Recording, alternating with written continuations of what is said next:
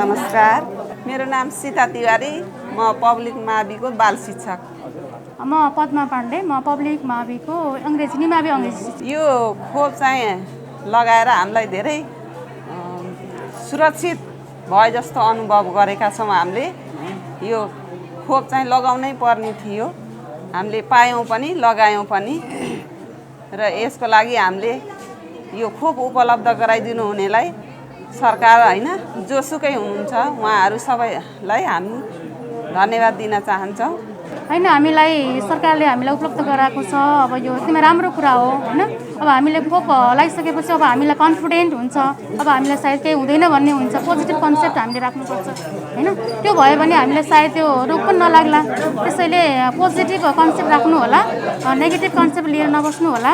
र सरकारले उपलब्ध गराएको यो खोप चाहिँ जहाँ उपलब्ध हुन्छ उहाँलाई लगाइदिनुहोस् भन्न चाहन्छु।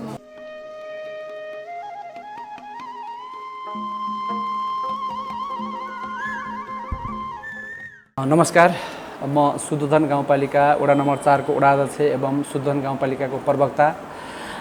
खास गरी आज नेपाल सरकारले जुन किसिमको यो कोभिड-19 को लागि विभिन्न जातीय निकायहरूसँग विभिन्न राष्ट्रहरूसँग ल्याएको खोप मध्येको यो भेरोसियल खोपको डोज आज हाम्रो यस सुदोधन गाउँपालिकामा लगाउन सुरु गरिएको छ। खास गरी हाम्रो सुदोधन गाउँपालिकामा 6वटा केन्द्र गराएर यो खोप लगाउन सुरु गरिएको छ। वडा नम्बर 1 मा पनि आफ्नै आधारभूत स्वास्थ्य केन्द्र, वडा नम्बर 2 मा बनगाई हेल्थ पोस्ट, वडा नम्बर 3 मा पनि आधारभूत स्वास्थ्य केन्द्र, वडा नम्बर 4 मा यही मोतीपुर प्रथामी स्वास्थ्य केन्द्र, वडा नम्बर 5 मा पनि मानपगडी हेल्थ पोस्ट, वडा नम्बर 6 र 7 को चाहिँ मानमटेरिया हेल्थ पोस्टबाट यो खोप एक साथका साथ 10 बजेबाट हामीले लगाउन सुरु गरिएको छ। हाम्रो सुदोधन गाउँपालिकामा जम्मा खोप 1702 थान खोप 1702 जनालाई लाउन मिल्ने गरी खोप आएको थियो। यसलाई हामीले वडागत हिसाबले वडाको जनसङ्ख्याको आधारमा यसलाई बाँडेर हामीले खोपहरू सुचारू गरिरहेका छौँ। र यो पहिलो चरणमा खास गरी माथिकै सरकारका समन्वय परिपत्र अनुसार 55 वर्षभन्दा माथिका जुन पहिला अहिलेसम्म खोप नलागेका बुवाआमा र अर्को शिक्षक साथीहरूलाई पहिलो प्राथमिकतामा राखेर यसरी चाहिँ हामीले यो कार्यक्रम अगाडि बढाइरहेका छौँ। यद्यपि यो अगाडि बढाइरहँदा पनि सबैलाई यसले पुग्न सक्ने अवस्था छैन। त्यो किसिमको चाप हामीले यहाँ देखिरहेका छौँ। बुवाआमाहरूको उपस्थिति जुन किसिमको छ पक्कै नै यसले पुग्ने छैन। हामीलाई अलिकति समस्या पर्ने छ जस्तो हामीले मानिरहेका छौँ। यद्यपि अब सङ्घीय सरकारले अरू अन्य खोपहरू पनि केही लगत्तै अब यही असारको 8-10 गतेतिर फेरि पुनः अर्को खोप आउने भन्ने किसिमको जानकारी आइरहेको छ। यसरी हामीले यसलाई जुन सरकारको पोलिसी गाउँपालिकाको नीति अनुसार हामीले यी खोपका कार्यक्रमहरूलाई अगाडि बढाइरहेका छौँ। र सँगै सरकारको पोलिसी पनि पक्कै न आम नेपाली जनताहरूलाई खोपको सुनिश्चितता गर्ने भन्ने जुन किसिमको प्रक्रिया बढिरहेको छ। पक्कै न यसले थोरै 1-8 महिनाको ढिलो चाँडो भए तापनि रहे तापनि यसले चाहिँ सबैलाई यो कोभिड-19 को खोप उपलब्ध हुन्छ भन्ने पूर्ण विश्वास लिँदै हामीलाई यो कामहरूमा सहयोग गर्नुहुने हाम्रा यसै मोतीपुर प्रथामी स्वास्थ्य केन्द्रका डाक्टर लगायतका स्वास्थ्यकर्मी मित्रहरू, सुरक्षा निकाय, मिडिया कर्मी, हामी जनप्रतिनिधिहरू पनि उपस्थित भएका छौँ। र यसरी जसले हामीलाई यो समन्वय गर्नुभएको छ उहाँहरू सम्पूर्णलाई आभार प्रकट गर्दै धन्यवाद दिन चाहन्छु।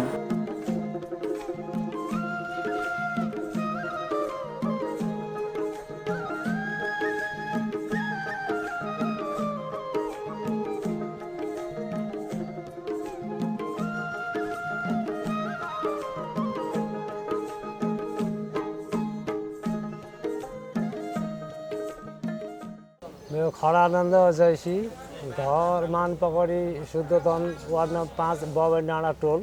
खोप लगाउनु भयो? हजुर, सुई लगाए। अहिले खोप लगाइसकेपछि यहाँलाई कस्तो छ?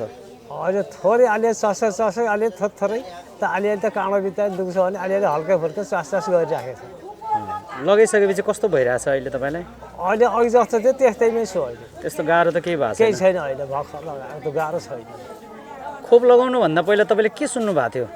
अब त हल्लै हल्लाएर कसैले ज्वरो आउँछ, आउँदो रहेछ कसै त 2 दिन काम गर्न सकिनँ भन्यो पहिलो लड्को लागेको मान्छेमा गाउँघरमा पनि कसैबाट कुरो सुने 2 दिन त रहन के पार्दो रहेछ हातै चल्दो रहेछ कसैलाई केही पनि भएन मलाई त भन्ने कुरो पनि गाउँबाट कसै यस्तो सुने भएन त्यो उमेर कति भयो बुवाको अहिले हजुर उमेर कति भयो उमेर अब म 62 मा चल्दैछु पहिलाको लटमा हजुर छुट्नु भएको म परेन त्यति पर्नु भएन परेन उहाँ 68 हुनुभयो उहाँलाई दबाई सिद्धिएछ अब 10 जना रहेछ दबाई सिद्धि भनेर अनि बाटेर फर्केर गयो आएको आमा उहाँ दिदी हुनुहुन्छ मेरो हजुरको हजुर ए अब लगाउनको लागि आउनु भएको छ होइन हुन्छ अनि के भन्न चाहनुहुन्छ अहिले तपाईँहरूलाई चाहिँ यो महामारी कोरोनाको विरुद्ध जो नेपाल सरकारले जे जस्तो भए पनि यो खोपको व्यवस्था गरेको छ तपाईँले के भन्न चाहनुहुन्छ म यो भन्न चाहेको अब यो सबै देशलाई निरोगी बनाम यो राम्रो सफल भइदिए हुँदोदेखि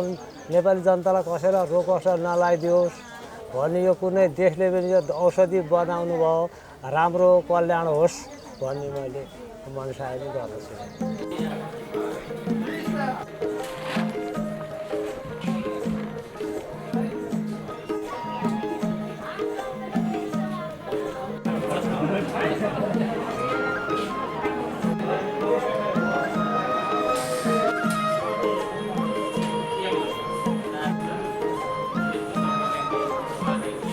आमा नमस्कार नमस्कार बाबु यहाँको नाम भनिदिनुहोस् न मेरो नाम लीलावती कँडेल कहाँबाट आउनुभयो यहीँ हो मानपकडी मानपकडीमा हजुर खोप लगाउनु भयो लगाइयो बाबु कस्तो अनुभव भइरहेछ यहाँलाई त्यस्तो गाह्रो केही भएछ केही भयो केही भएको छैन कति भयो यहाँको उमेर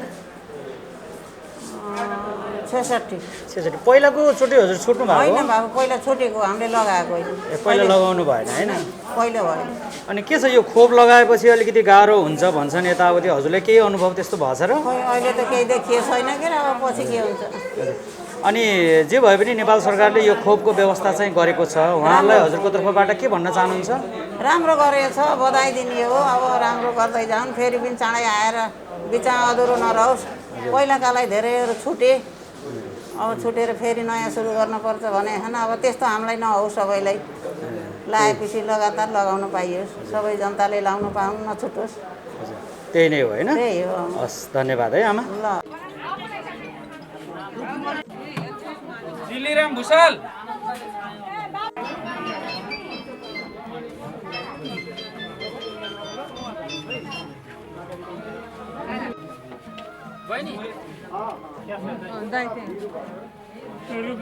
मानपोखरी स्वास्थ्य चौकीमा यो कोभिड विरुद्धको खोप अभियान सञ्चालन भइरहेको छ अहिलेसम्मको अवस्था कस्तो छ बताइदिनुहोस् न अहिलेसम्मको अवस्था हाम्रो सामान्य नै छ हामीले हिजै व्यवस्थापन समितिको बैठक राख्यौँ हाम्रो शुद्धोधन गाउँपालिकाको वडा नम्बर 5 मा भएका 11वटै टोल विकास संस्थाका अध्यक्षहरूलाई बोलाएर तपाईको टोलबाट 10-10 जना व्यक्ति महिला पुरुषलाई चाहिँ मिलाएर 55 वर्षभन्दा माथिका पहिलो दिन भएको कारणले 10-10 जना व्यक्तिलाई यहाँ पठाउनुस् भनिसकेपछि टोल विकासले अहिले आफ्नो नेतृत्वमा यहाँ 10-10 जना व्यक्तिलाई लिएर आउनुभएको छ 55 वर्षभन्दा माथिका वृद्ध बुवा आमालाई हामीले अहिले यो कोभिड विरुद्धको इन्जेक्सन दिइराखेका छौँ शान्तिपूर्ण वातावरणमा हामीले यसलाई सम्पन्न गर्ने कोसिस गरिरहेका छौँ जम्मा मानपकडी स्वास्थ्य चौकीले पाएको टोटल इन्जेक्सन भनेको 236 हो र हामीले आज थुप्रै विद्यालयका शिक्षकहरू आउनुभएको थियो उहाँहरूलाई हामीले भोलि भनेर फर्कायौँ आज सामान्य गाउँघरका किसानहरूमध्ये 55 वर्ष नागेकालाई आज इन्जेक्सन दिने र बाँकी नेपाल सरकारका निजामती कर्मचारीहरू विद्यालयका शिक्षकहरू विभिन्न सङ्घ संस्थाहरूलाई भोलि यसरी पालो बाँडेर हामीले राखेका छौँ हजुर करिब 250 जति खोपको डोज भन्नुभयो यसमा चाहिँ यहाँको वडा नम्बर 5 सबै समेटिन्छ नि होला त अध्यक्षज्यू के छ यहाँको धारणा यो यहाँको कदापि समेटिँदैन हाम्रो यहाँको पपुलेसन भनेको 5000 भन्दा बढी छ अनि 5000 भन्दा बढी पपुलेसनमा हामीले 250 जुन हामीलाई कोभिड विरुद्धको भेरोसेला भन्ने जुन इन्जेक्सन दिएको छ यो चाहिँ अब चामलमा बिङ्गा चाहिँ खोजेर व्यक्तिहरू टोलटोलबाट छनौट गरेर लिएर आएका छौँ। खैर हामीले आशा गरौँ आगामी दिनहरूमा वडा नम्बर 5 का सबै जनताहरूले इन्जेक्सन पाउनुहुनेछ भन्ने हामीलाई विश्वास छ। अध्यक्ष अन्तिममा चाहिँ मेरो एउटा जिज्ञासा, जसले चाहिँ खोप लगाएपछि यसले अलिकति नकारात्मक असर पनि पुर्याउँछ भनेर कोही कोही हामीले रिपोर्टिङ गर्ने दौरानमा पनि धेरै जनताहरू माझबाट हामीले सुनेका छौँ कि खोपले यसले असर पुर्याउँछ जसको कारणले गर्दा झनै हामीलाई स्वास्थ्यमा असर पुग्छ भन्ने खालको त्यो खालको भ्रम पनि अझै पनि जनतामा छ। यो कुरालाई यहाँले कस्तो खालको सन्देश दिन चाहनुहुन्छ? हामीले पहिलो डोज लिएका त्यसपछि सेकेन्ड डोज लिएकाहरूसँग हामीले सोध्यौँ, उहाँहरूले होइन हामीलाई कुनै किसिमको असर गरेन, हामी ठिक छौँ, यसले नकारात्मक असर पार्दैन भन्ने त जसले इन्जेक्सन लाउनु भएको छ उहाँहरूले नै प्रश्न पारिसक्नु भएको छ। त्यसै कारणले अझै पनि त्यस्तो यदाकदा त्यस्ता भरमहरू छन् भने यिनी भरमहरूलाई हामीले सजिलैसँग जसले इन्जेक्सन यहाँबाट लाएर जानुहुन्छ उहाँ मार्फत नै त्यसको पुष्टि हुन्छ र त्यो भ्रम चिरिन्छ भन्ने मलाई लाग्छ।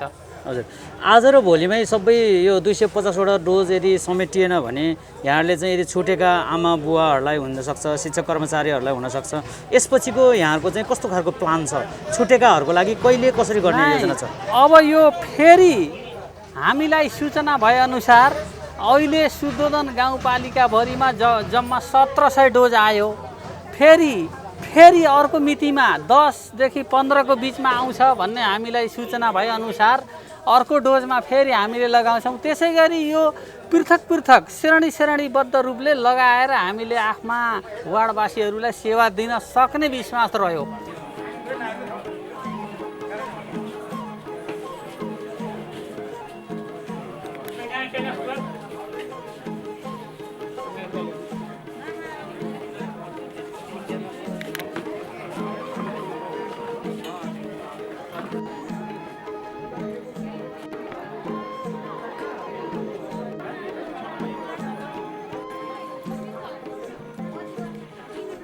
नमस्कार सर, म बिमला नेउपाने, म यस छपिया स्वास्थ्य चौकीको इन्चार्ज।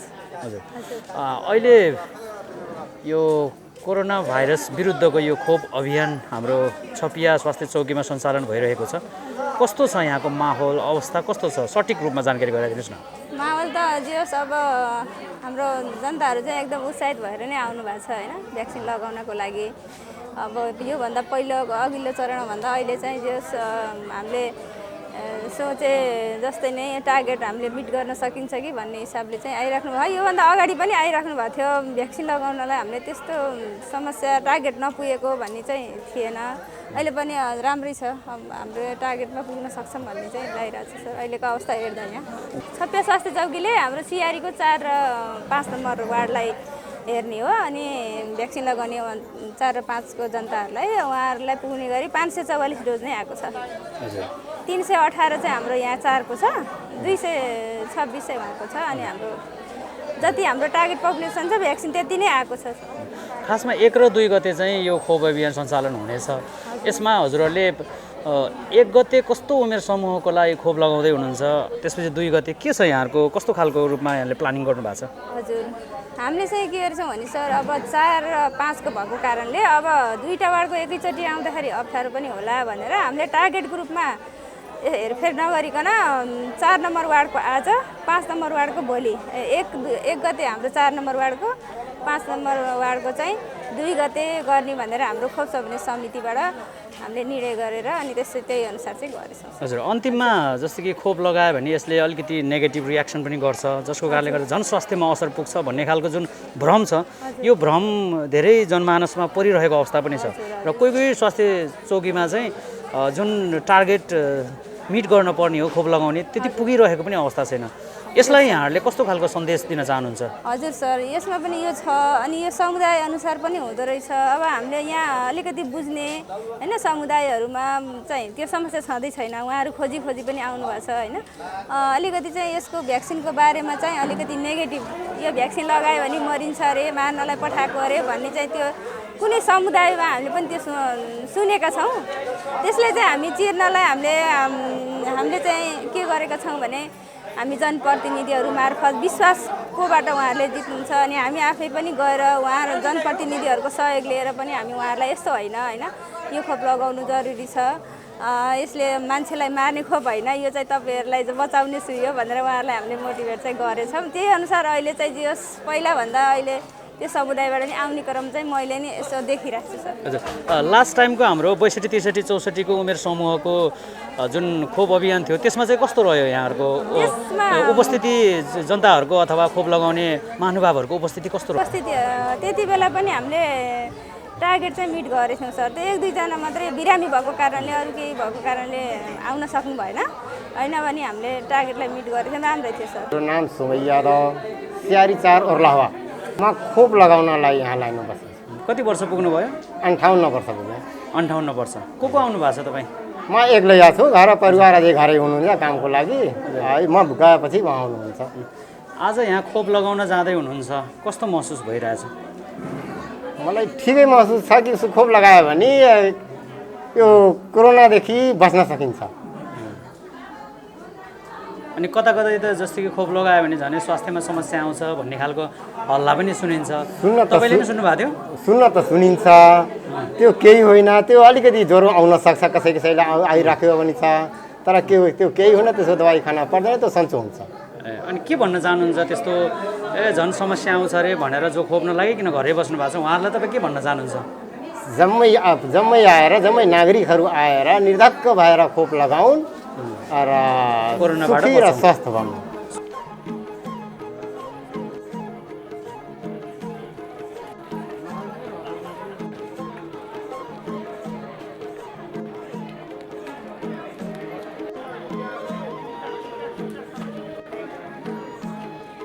अहिले कोरोना भाइरस कोभिड-19 हाम्रो देश मात्रै होइन विश्वमा तहल्का मचायो र हामीलाई पनि हाताहाती बनायो। हाम्रो सियारी गाउँपालिका अन्तर्गतमा अहिले वास्तवमा कोरोना पोजिटिभ भएर मृत्यु हुनेको सङ्ख्या 38 जना प्रमाणित भएर मृत्यु हुनुभएको छ।